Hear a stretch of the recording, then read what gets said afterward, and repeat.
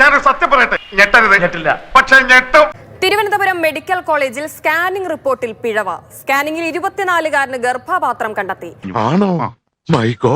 വയറുവേദനയ്ക്ക് ചികിത്സ തേടിയ യുവാവിന്റെ റിപ്പോർട്ടാണ് മാറിപ്പോയത്.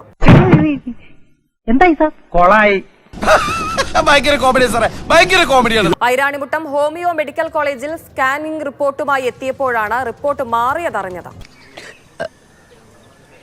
സോറി, ഞാൻ കളിയാക്കാൻ ചിരിച്ചല്ല. അത് ഫേക്ക്. പിന്നെ നിങ്ങൾ ആരും അറിയണ്ട, മേളിൽ പോയി സംസാരിക്കുന്ന പറയേണ്ട ആവശ്യം എന്തിനാണ്? നിങ്ങൾ ഈ റിപ്പോർട്ട് കണ്ട് എന്തൊരു ഉദ്ദേശത്തിൽ എഡിറ്റ് ചെയ്തു? പിന്നെ ആരെഡിറ്റ് ചെയ്ത്? എനിക്കിഷ്ടപ്പെട്ടു, എനിക്കിത് വളരെ ഇഷ്ടപ്പെട്ടു. നിനക്ക് ഇങ്ങനെ തന്നെ വേണം. പേരും കാര്യങ്ങളെല്ലാം എൻ്റെതാണ്, പക്ഷേ റിസൾട്ടിൽ വെച്ചേക്കുന്ന യൂട്രസ് പരമായിട്ടുള്ള പ്രശ്നമാണ് വെച്ചേക്കുന്നത്. ഞാൻ ചോദിക്കാനായിട്ട് നേരെ മെഡിക്കൽ കോളേജിലോട്ട് വന്നു. മെഡിക്കൽ കോളേജ് വന്നപ്പോഴത്തേക്കും അവിടെയുള്ള റിസപ്ഷനിൽ ഇരിക്കുന്ന ആൾ എൻ്റെ റിപ്പോർട്ട് മേടിച്ചുകൊണ്ട് പോയിട്ട് ഇപ്പോൾ ഒരു 10 മിനിറ്റ് എന്ന് പറഞ്ഞ് പോയിട്ട് ഒരു 10 മിനിറ്റ് കഴിഞ്ഞപ്പോൾ പുതിയൊരു റിപ്പോർട്ടായിട്ട് വന്നു. അപ്പോൾ ഞാൻ അങ്ങോട്ട് ചോദിച്ചു, ചേട്ടാ ഇത് എങ്ങനെ എനിക്ക് പുതിയ റിപ്പോർട്ട് തരാൻ കഴിയുമെന്ന് ചോദിച്ചു. അപ്പോൾ അവർ നിനക്ക് ഇത് തരാനേ പറ്റുള്ളൂ, നീ ഇത് വേണമെങ്കിൽ എടുത്തുകൊണ്ട് പോടാന്ന് പറഞ്ഞു. എന്താടാ പുച്ഛിച്ചൊരു ചിരി? പലതരത്തിലുള്ള അനാസ്ഥകൾ കണ്ടിട്ടുണ്ട്. ഇത്ര വിചിത്രമായൊരു പിഴവ് ആദ്യമായിട്ടാണ്.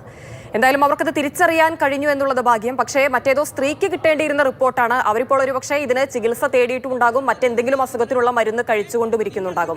എന്തായാലും എന്താ, ഞങ്ങൾക്ക് ജീവിച്ചു പോകണം, അത്രേ ഉള്ളൂ സാർ. ആരാണ് ഈ വിദ്വാൻ?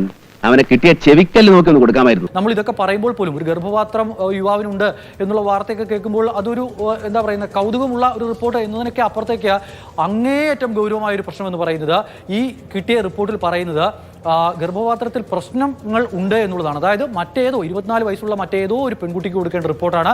ആ റിപ്പോർട്ടിൽ പറഞ്ഞിരിക്കുന്ന കാര്യങ്ങളാണ് പ്രശ്നമുണ്ട് എന്നുള്ളത്. കണ്ടാൽ അറിയാത്തവൻ കൊണ്ടാൽ അറിയും. ഒന്നും മനഃപൂർവ്വം അല്ലല്ലോ, കരുതിക്കുട്ടിയല്ലേ. അപ്പൊ എല്ലാവർക്കും സമാധാനമായല്ലോ. എന്നാ കാണാം. Double okay.